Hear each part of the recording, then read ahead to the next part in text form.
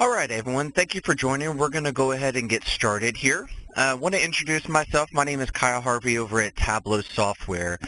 Today our agenda will be talking and hearing from the Trailblazers on how they've leveraged their data and partnered with organizations like Tableau and SSB to get better insights into their data, make it faster and easier. We're also going to hear from our partners at SSB on how they are able to lead organizations down the path of making data-driven decisions. So the two people you will be hearing from today will be Vincent Arcania over at the Portland Trailblazers, as well as Bill Bailey from SSB. I'm going to hand it over to Vincent to get it started. Good morning, everybody. Thanks for coming on to listen to us speak today a little bit. I'm excited to talk to you a little bit about our story, and it's one of how we are building a culture of database decision-making here at the Trailblazers in Rose Quarter. And then we're going to also talk about a few of the partners that are helping us to achieve this culture of database decision-making. And how we're utilizing those partners, some examples of how we're utilizing those partners in our day-to-day business. I started my career, to give you just a little bit of background on me, I started my career actually as an equity research associate and then got into mergers and acquisitions, focused on the oil and gas industry, and then transitioned some of the experience that I'd gained in those roles. I did that for about 5 years. Into a job first at AEG in Los Angeles with the Kings. We spun off the Kings senior management group into an umbrella corp where we created AEG Sports. And so I was there for about 3 years before joining the Trailblazers about 2.5 years ago now.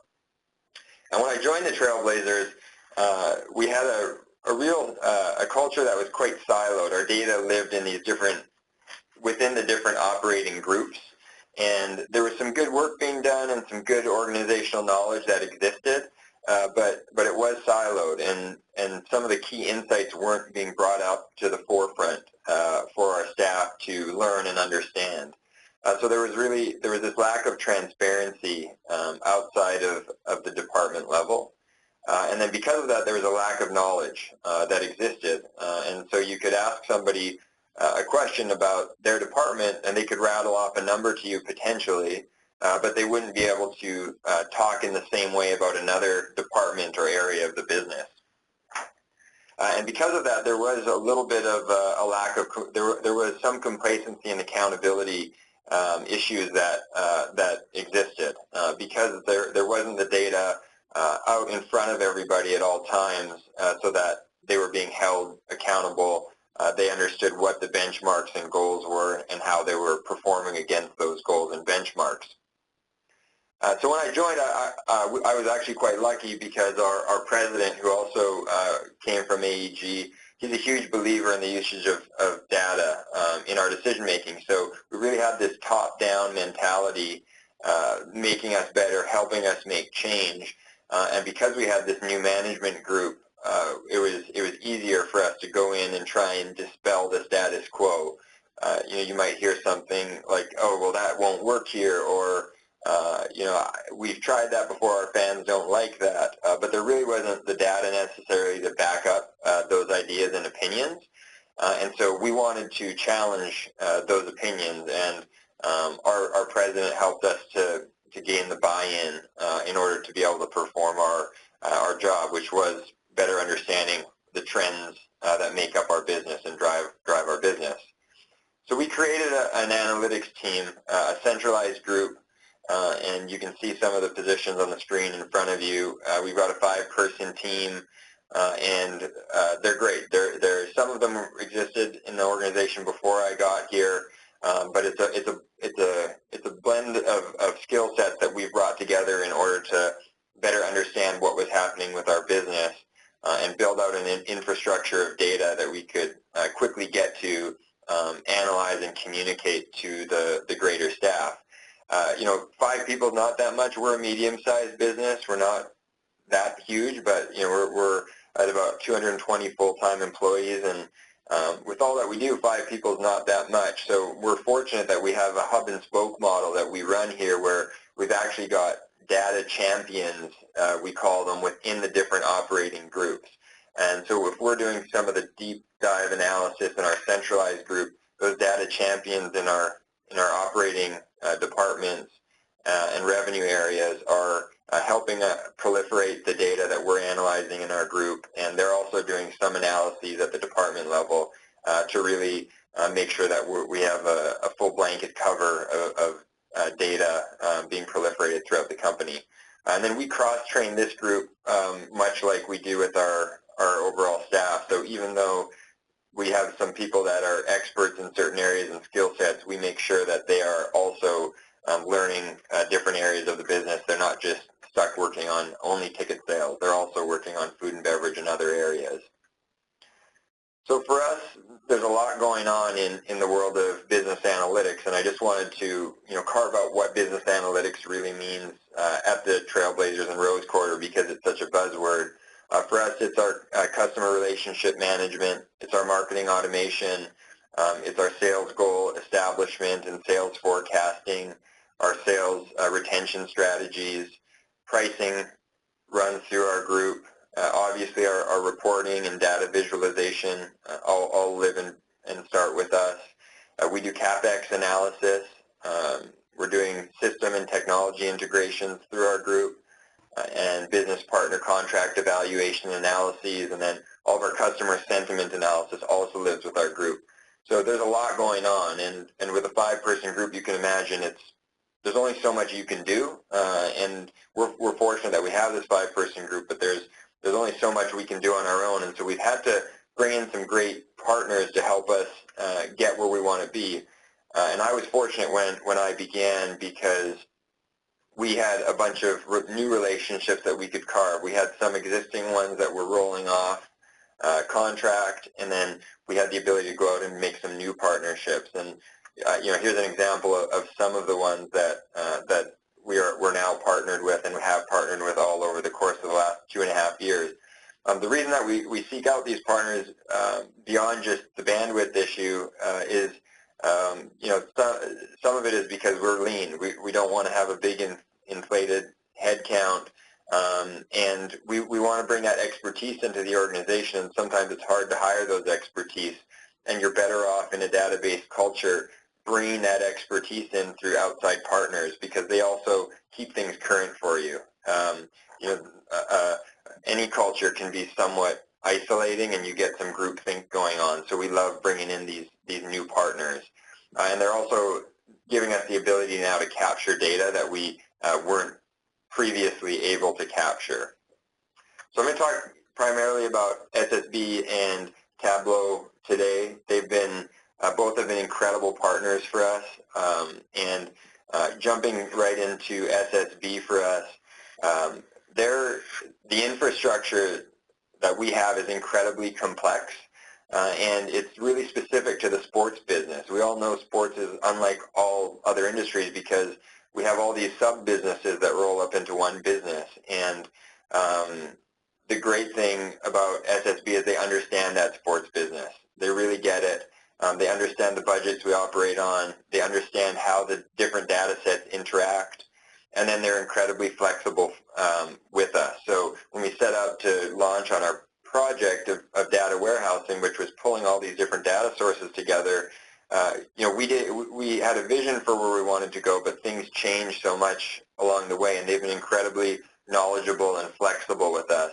And so they're helping us bring in data sources like our ticketing data, our suites data, our voice over IP phone system data, CRM, marketing automation, food and beverage, retail, Wi-Fi. This is all going into the same place, and they're structuring our database so that it's easy for us to absorb the information and garner insight from it. Again, because we only have so many resources in terms of analyzing that data. So SSB, which has been critical in getting that infrastructure for us, breaking down those silos, they are the foundation of everything that we do, and have been great.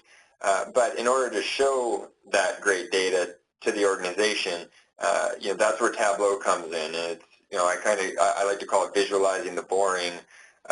You have to have that solid infrastructure. It has to be simplified and make sense. But then you need to start getting the visualization layer on there so you can proliferate that real-time decision making. And we love that Tableau is easy and affordable and functional. And they've been outstanding for us in this regard. They're incredibly easy to use. So our vice president actually has a full desktop license, which is the tool that you can do the more robust analysis with. He actually uses that tool, and he wouldn't consider himself a real math whiz or data scientist type person, but he has enough skill that he can do some analysis that save him a lot of time. He doesn't have to go and pull a manual Arctics report or ask somebody to pull some manual report. He's just picked this up over the course of the last year and a half of our partnership, and he uses it.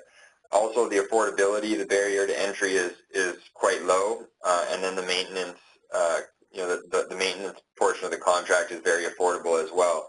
So it made sense for our budget. And then the completeness of the product. There's just so much that we can do with this.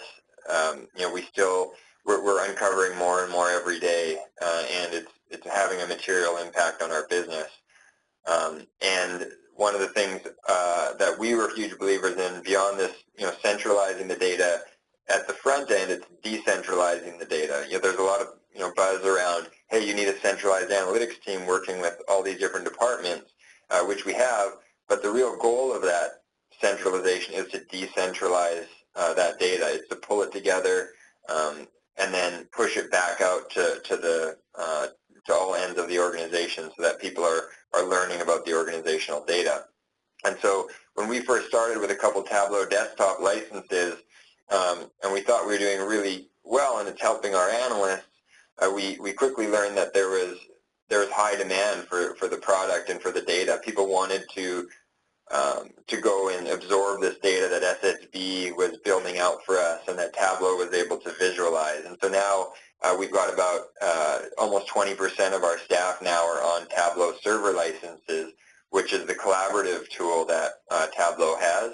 And so we can on iPad or on a desktop, we can have somebody in their seat or on the road able to absorb different organizational data sets and trends without having to go and ask for some ad hoc analysis. I'm going to show a few examples here just to kind of crystallize how we're using this. SSB and Tableau's strategic partnership has been great for us because now SSB is able to help us build out some of the data viz as well, and they've got some great expertise in that area. Here's an example of this is all dummy data, but we obviously have the actuals, but sharing this is what it truly looks like for us in a post-game dashboard view. We used to get 7 or 8 emails, and many of you on the phone are probably used to that. I used to, and our president would be at his desk, and he would, in the morning after game, he'd get a food and beverage email, and then he would get a retail one, and maybe he'd get a report on Wi-Fi, how many unique connections we had, obviously turnstiles and ticket sales revenue and that sort of thing. And it was incredibly cumbersome because he might want to go back to some past games and see how that did, or he might want to ask more questions about that specific data set. And it was really hard. And it's really hard to drill down and garner the real-time insight. So, and all of our senior executives have Tableau server now, so they're all using this and learning from the data. And oh, by the way, you can still get an email delivered to you, but when you look here, this is for the overall season in a post-game view. Here's our retail per caps. Here's our concessions per caps. We've got this great calendar feature now where you can select on a specific game and drill down further. So yeah, you understand how retail is doing over the course of the year and how it did last night. Well, let's go and look at one of these specific games. So when you select one of these games, it's gonna quickly move you over to this other dashboard where then you've got this further drill down. And the content is dynamic. It's populated in real-time fashion for us. And then this ability to drill down where you maybe on the top level view notice that men's apparel was doing really well. You can drill down into men's apparel and see what actually went on in men's apparel. And this isn't as far as you can drill down. You can actually drill down further. So Tableau is making it super easy for us to see, visualize, analyze what's going on, and then it gives the power to the users to easily answer those questions without having to tax our centralized analytics group. And SSB's infrastructure is really what has allowed us to, in this case, we're an NCR counterpoint customer for retail. SSB's infrastructure has allowed us to structure those tables to put this data in a really nice and easily absorbable fashion. Here's a drop count, just quickly a little drop count drill down. So how did that game do versus other games historically? But all of our suite data, all of this stuff is showing up in one place after the game. We can go back to it and we can understand how that game performed relative to other games and other seasons, which is really great for us. And another partner of ours, E15 Group, which is a Levy's centralized analytics group, they also actually use Tableau, and they're using an R coding Tableau sync up where they're building predictive models in R and funneling that through to Tableau. So we're excited that some of our key partners are actually also using Tableau. Another example that at the executive level, this is a dashboard, renewals dashboard. We're out with season ticket renewals for next year. We're well out with these, and you're all used to probably, this has happened to me before, we'd sit in a meeting and, hey, how's renewal pacing? And one guy would say, well, we would have had pulled an Arctics report and said, well, we're at 85% today. But then when you start asking additional questions, they might say to you, oh, I'll have to get back to you. Which reps are doing well, or which price level is doing well, or is there a certain tenure point that we're noticing is underperforming? All those sorts of questions before that took us a lot of time to go get answers to. Tableau has helped us, is helping us get to those answers really, really quickly, and we can build these things out extremely fast. So it's not, building out this dashboard isn't taking us, days and hours and hours. This is something that we can pull together really quickly to help us make better business decisions. So you can see in this table, and the top is kind of granular top-level view, I guess a top-level view of how we're doing for renewal percentage for our general premium departments, full and half season renewals, which is what we're out with now. Then you can see by service manager, how are those guys doing? Is somebody doing poorly? How are they doing versus goal? The black lines represent the goals there. Where online renewal was a huge focus for us this year, again, dummy data, but was a huge focus. And we put that right in front of our reps every day so that they can see how they're performing versus goals. Their managers are right on top of it. We have a really robust retention model that we run, and so we want to see how that retention model is performing. So among your likely to renew folks, what percentage of those have renewed to date? Which percentage of your fence sitters have renewed to date? And then you can see price level, tenure, and then what are the objections? Really critical, helpful data for us. Again, that's sped up our business decision-making process incredibly well, and it's educating our staff. If you clicked on one of those reps, you'd get kicked over to this other example of a rep level dashboard. So you can drill down and a rep can say, hey, how am I, I see that I'm lagging, or I see I'm outperforming, but where am I lagging, where am I outperforming, and how does that fit in with the greater picture in terms of my commissions and bonusing. And so this gets you to kind of that one version of the truth, so that you don't have a rep coming at the end of the period and saying, oh, you missed this sale, or you forgot, you didn't include this in my bonus calculation. They're seeing this in real time so that it avoids that cumbersome process of a service person fighting things over with either ticket operations or with your finance team. A final example here, and this is another one that I thought is interesting and has really helped us, and is one that all sports franchises deal with, is or most, not all, but most, trying to sell out games. And we do have we have a great fan base here, but we still have about 4,000 seats per game that we need to move on an individual game or group basis for an event. And so we need to be really on top of how is our pricing doing, and do we need to paper the building potentially to get it to a sellout position.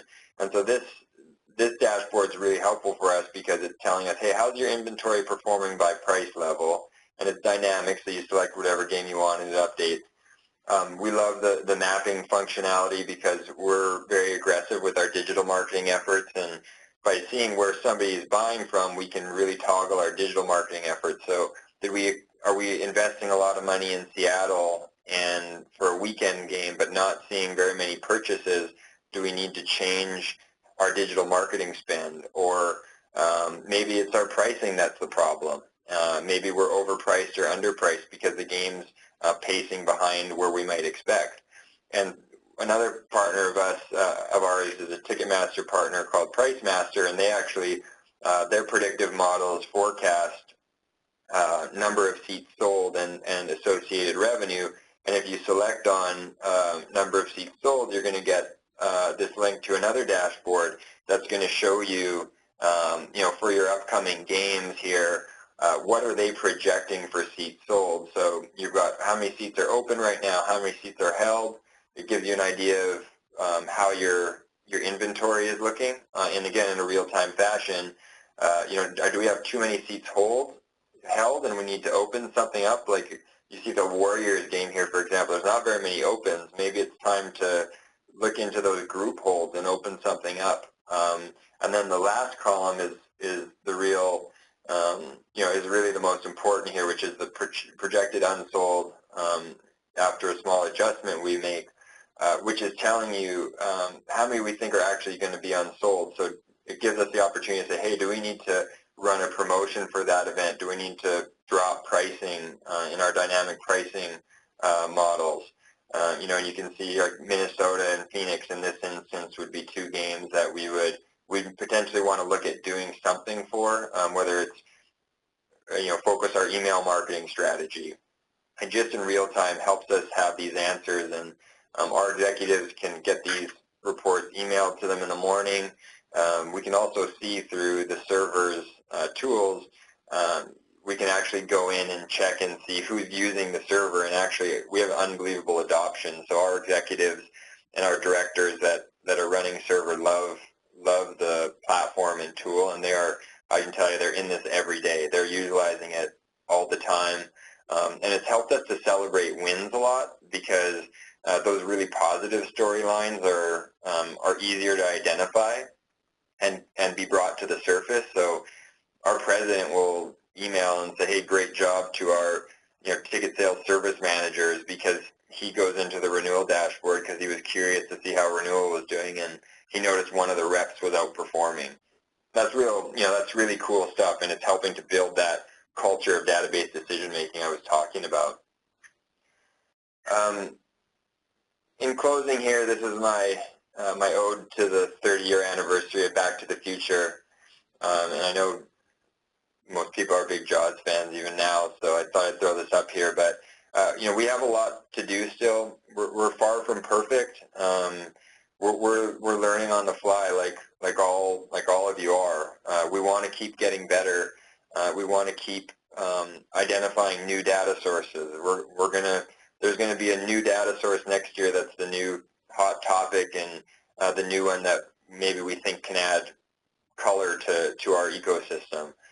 We're going to keep working to get that 360-degree view of the fan, and Tableau is helping us visualize a lot of our marketing automation software as well. So as we get a 360-degree view, we can market to our fans in more targeted and segmented ways. And then we want to continue to grow the usage of this data out there. So we're going to continue to proliferate our Tableau server licenses, and I can tell you, because of the adoption, even this morning, our Vice President of Corporate Partnerships came in and told me he wants to get a couple additional server licenses so that he can put the information in front of people. And then for us, we have this culture that we're trying to build, and that great partners like SSB and Tableau are helping us with, is that everybody is an analyst, just at a different level. You might not be a heavy lift type person, but everybody loves the numbers, lives and breathes the numbers, and uses those numbers to help us reach our goals. And you don't need to be afraid of the data. If you've thought of yourself not as a numbers person or an analyst, it's not as hard as you think. Tableau and SSB partners like these can help you light the way. They do understand our business, and they can really help us to light the way for you to implement the sorts of things that we are. It hasn't taken us that long to get here, and we've really revolutionized our business through the work that we've all done in collaboration. That's it. Thank you very much, and I'm going to pass things along to SSB now.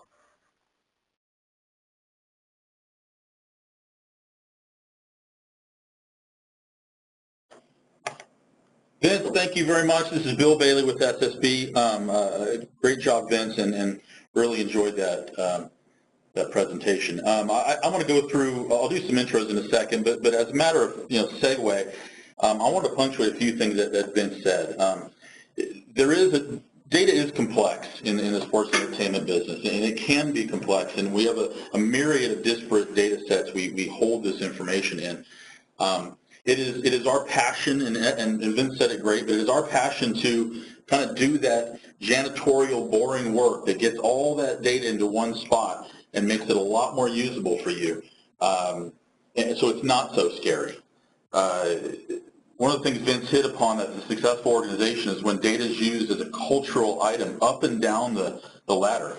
We really need to keep fostering that, and we can help that. One thing I want to make sure, because I've been in a lot of your chairs before, is it can be scary. You saw Vince's org chart, 4 or 5 heads on that org chart, and we get that question a lot. Before we embark on this path with SSB and getting our data correct and in the right spots, do I need to hire people for that? And you don't right off the bat. You have a lot of these heads internally already. Let us help, and when we can help reposition them, and we'll talk a lot in the next few minutes about the difference between reporting and analytics and concepts like that. So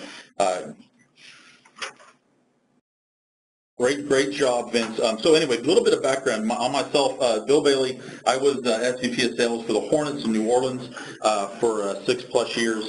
Before that, have always kind of led sales and marketing teams and businesses, but from a real data mindset. Again, data being a culture of data-driven decision-making. Joined SSB about a year ago. Background on SSB is we have offices in Denver and Nashville, a lot of business and management consulting, a real focus in that business intelligence space that we'll talk about a lot today. We also do a lot of SharePoint work that meets our kind of collaborative spirit and make sure everyone's sharing that information. And we're going to talk a lot today about our central intelligence platform that we use for the sports entertainment and other vertical spaces. We do have a lot of business that is outside of sports, so we love this balance we have. 2/3 of our business is not in sports entertainment, so we're able to bring a lot of that knowledge and expertise from those verticals in healthcare and oil and gas into the sports business. Yet we have a huge 30, 40, 50+ clients now in the sports segment. So we get that, and we speak the language, and we don't waste your time, and we get right to the heart of the matter. Vince hit on an interesting thing about budgets. We understand your budgets and cost models and things like that in this space, especially. So background on SSB, even more so, is we were a Big Four accounting firm. 4 of our partners came from Anderson Consulting, Hitachi Consulting, big professional consulting firms. So we know how to do it in a very professional, very methodical way to approach your business and absorb what's going on in your individual situation and kind of steer that ship, help you steer that ship. We focus a lot on collaboration. You'll hear me say that a lot today. And the bottom point of this slide is the most important one. We're extremely agile. We know that things change on your side throughout the project. We know that we can't take a lot of this data and go dark on you for 6 months and come back, come back to life with some solution that might have been, off into Albuquerque. So we are constantly iterating with you, looking at a new report or a new data set or a new way to normalize that data.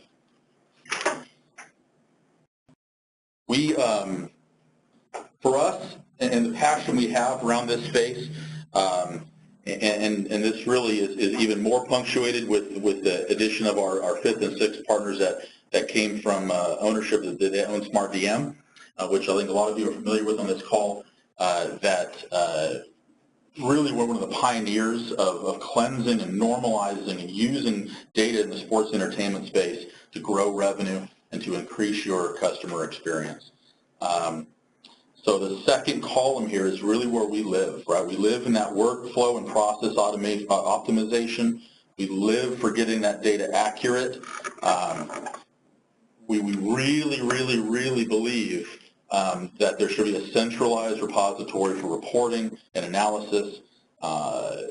Vince hit on something that was very interesting. That's a mantra of mine. When we finish with a client, the tools that we've stood up, whether they be a dashboard or an ad hoc tool we've helped enable through Tableau, it needs to let those meetings be seamless, right? How often have we broken a meeting because we stopped because the data wasn't there on the report? We asked a question, or a senior level executive asked a question about the data. We don't have the answer, so we break the meeting, we go off, we do a lot more analysis and come back and start the meeting over again. We've got to keep that flow going while you're in the meeting. So we enable that kind of drillable style of reporting constantly throughout this. This is our requisite logo slide. It talks about some of the, on the left is some of the companies we work with that are outside of sports entertainment. Some you recognize. Again, that's 2/3 of our business. And then a third of our business is on the right side, which is more on the sports entertainment side. There's a couple new ones, in fact, just added.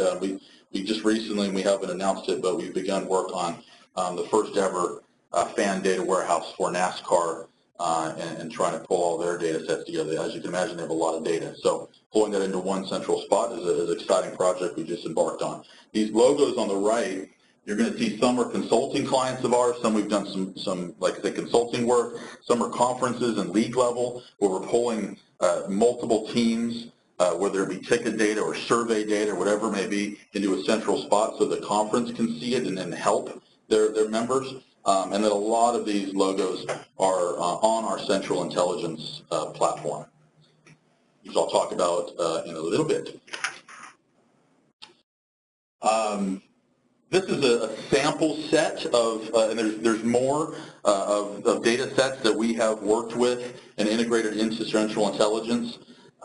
These are, you recognize most of these logos. Like I said, there's more, but these are the most common ones in the sports and entertainment vertical, whether it be, again, CRM data, point of sale data for food and beverage or merch. Obviously, ticketing data is one of the largest data sets in this space. You have fundraising and sponsorship data and all kinds of different stuff. So we love playing in this field, and we'll show you that more in 1 second. This is probably the best slide, and it's a bit of an eye chart. I apologize, but I want to spend some time here talking about really what central intelligence is.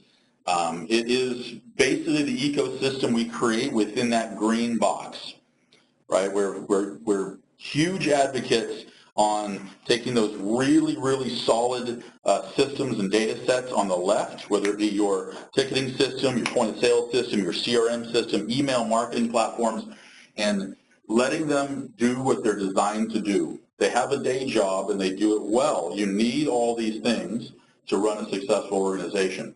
What we strongly advocate is you don't need to have them all talking to each other and integrating with each other. Let them do what they're designed to do, and integration isn't one of those.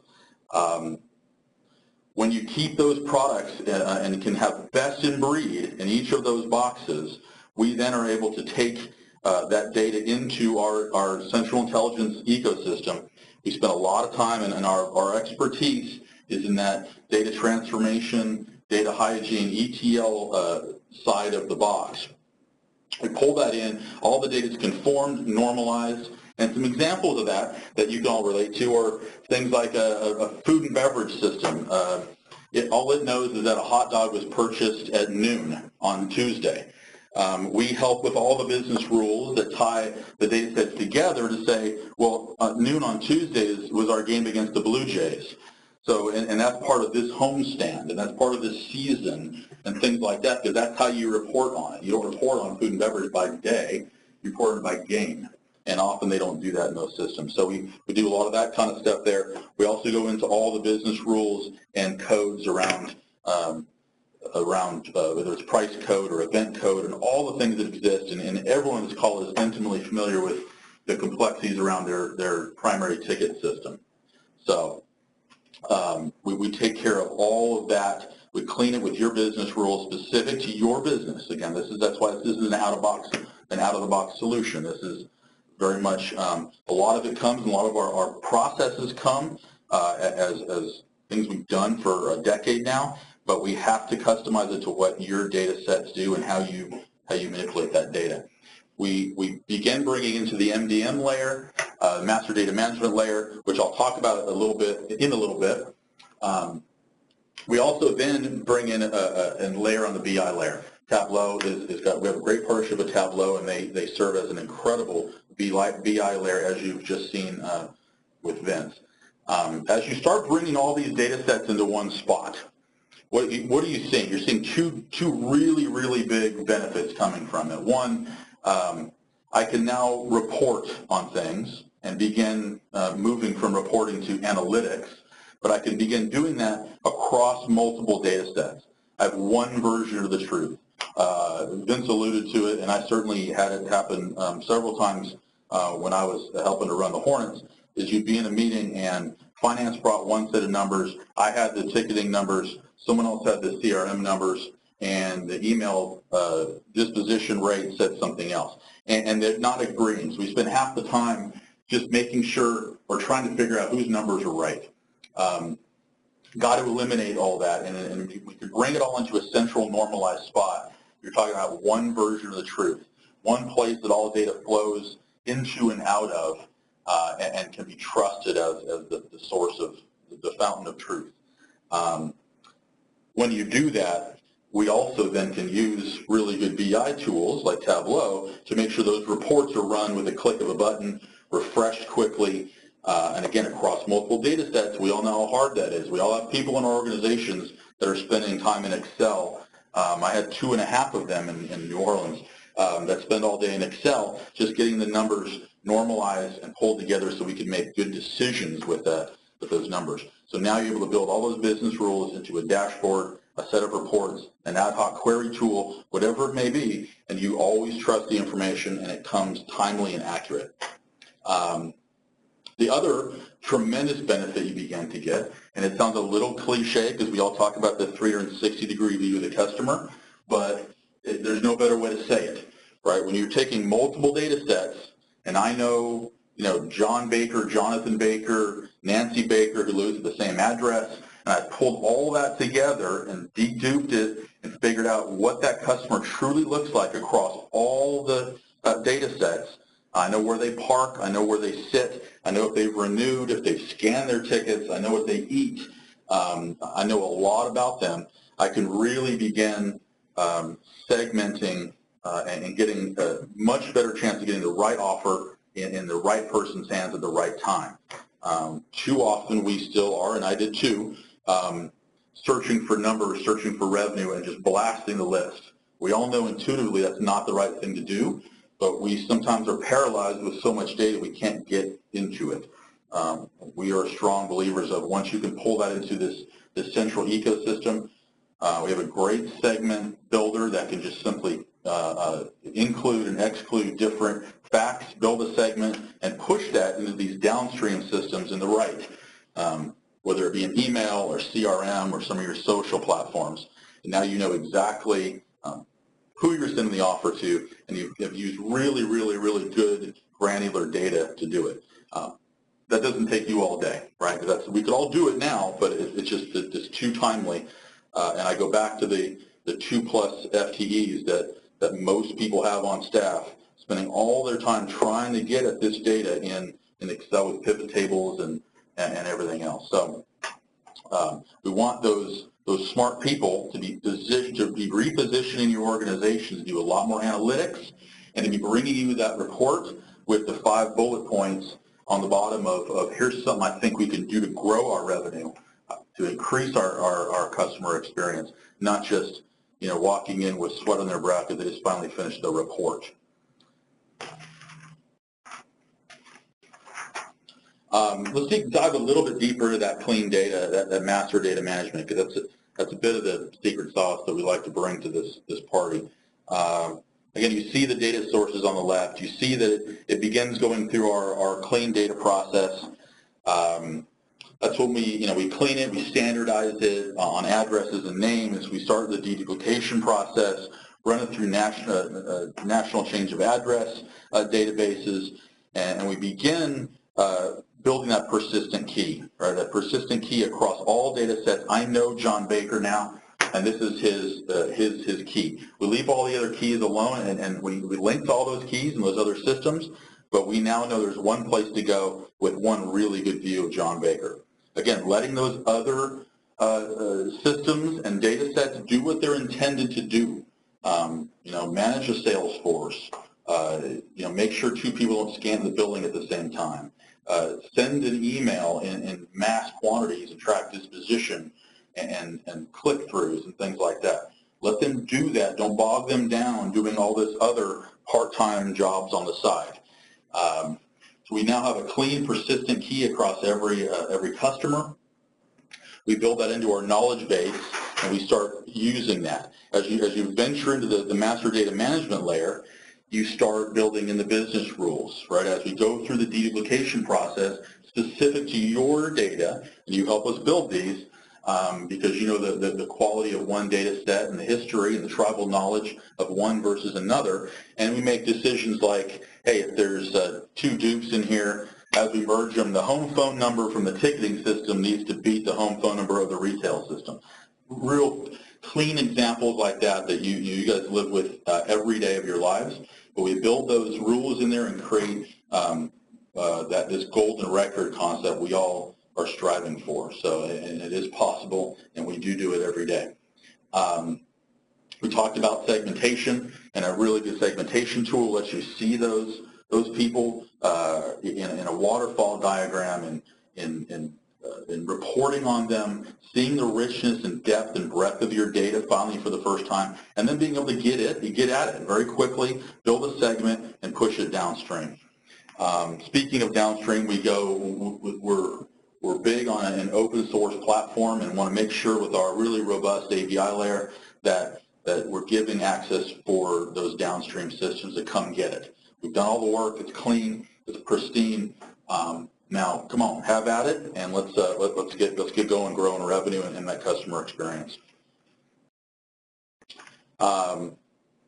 This is a bit of a recap, and it's important because there's really I want to keep driving some of the same things home, and so I apologize, but that better view of the customer, seeing that lifetime value is one of the reasons why you start building or why you want to move towards a central intelligence platform. You got to, across all these data sets, see one version of that fan in a system, again, that doesn't have a day job. That's all we do is pull it in, clean it, normalize it. It's highly architected for speed and analysis. and very open to great tools like Tableau to plug in and start having you bring it to life. Start visualizing it up and down the ladder. That's a big key of what Vince's story was. CEOs looking at the same thing that the analyst is looking at. Same set of reports, same tool. The numbers always jive, and it's just consistent across the organization. So enhanced reporting, I just segued into that, obviously. Let's not forget sponsorship dollars. I mean, sponsors more and more are expecting us as teams, leagues, and venues to deliver them a lot more knowledge about our fans. It's not good enough anymore for them to pay us a big check and have a sign in the outfield. Now they want to know that we're knowledgeable about our fans and can place their product in that household with a lot more surgical strike capability. And then there's some examples here, and we'll publish this afterwards. You guys can all see this, but some examples of where we had some good ROI. We do see 30% duplications consistently. It's really 25 to 35%, kind of duplicates when we get to a data set, much less 5, 6, 7 data sets across your organization.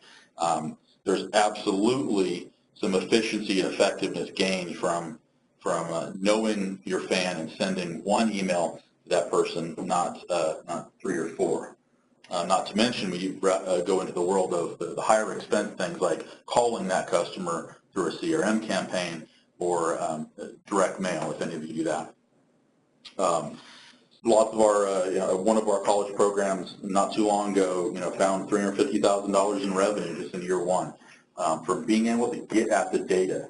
Again, that revenue is there. We're not saying we created that revenue, but we're empowering you to spend the time, the limited precious resource time you have, finding data, finding a better customer, finding revenue, using the data to find revenue, finding ways to increase the customer experience, not using those resources to go run a report or to get at that data. That's just can't do that anymore.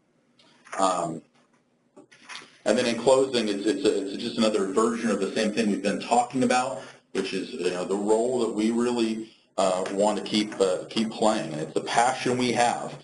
We don't do the things on the left necessarily. We focus on that data janitorial stuff to help empower you to unlock this revenue. So we focus in the middle, and then we enable downstream systems, BI tools, dashboards through Tableau especially, and your CRM, email, your app, your loyalty company to be sitting on top of a very, very clean, non-duplicated set of data.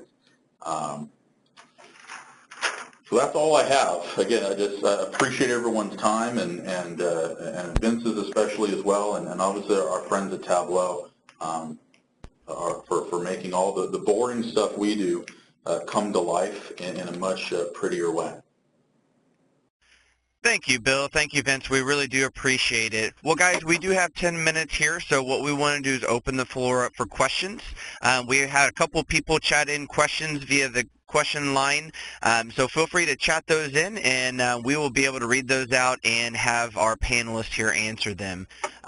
We're going to start off with the first question here is pointed towards Vince. Vince, one of our attendees here is asking, can you give an example of how your data warehouse or maybe your use of Tableau has increased ticket sales or even concession sales? Yeah, sure. I'll give a couple. Thanks for the question. I'll give a couple examples.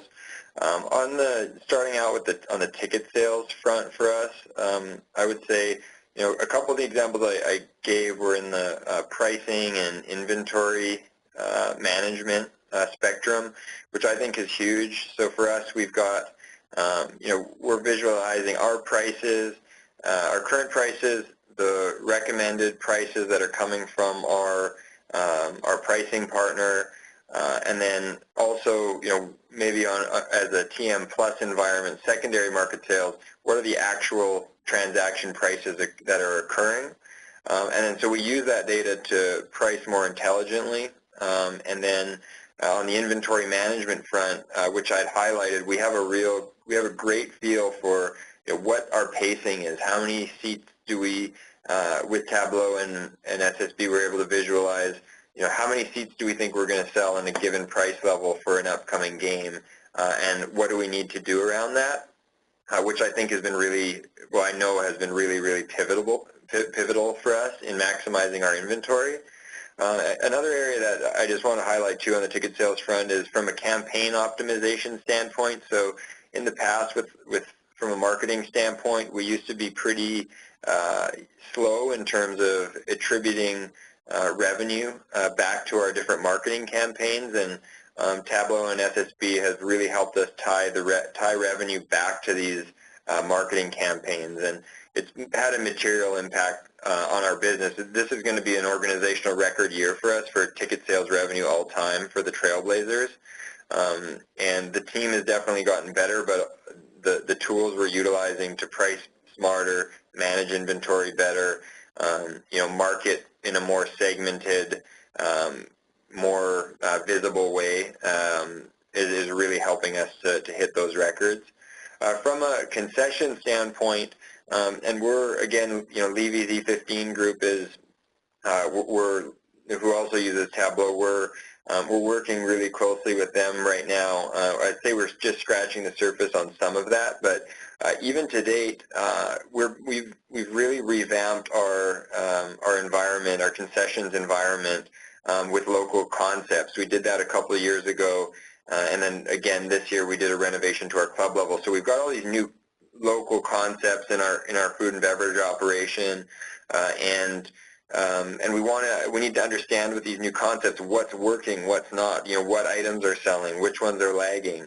And so again, with our Tableau, our SSB Tableau stack, we're able to get that insight really quickly into, hey, this concept might not be the best for us, and we did change a couple in the off season as a result. These items aren't selling well, so we can actually mid-season transition some of our menu offerings or price points.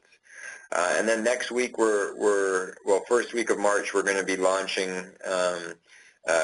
we have a system built now where we have all of our fans are on access cards or mobile, and they get, as season ticket holders, they get a discount for food and beverage, and when they scan their tickets, we're pulling that back into the system, marrying that up with their ticket account information and getting that 360-degree view of the fan. So that's one that we just have on the horizon, but we're doing that for retail as well. There's a discount that we've offered at retail for our season ticket holders.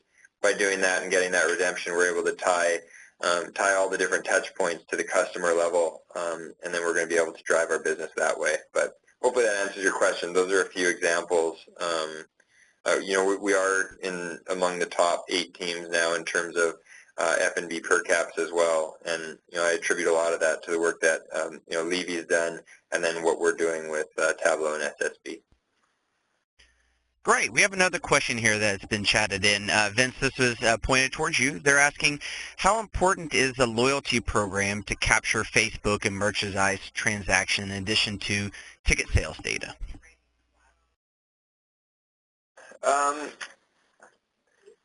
I would say, it's two separate things. I think, from my standpoint, I think loyalty programs are great.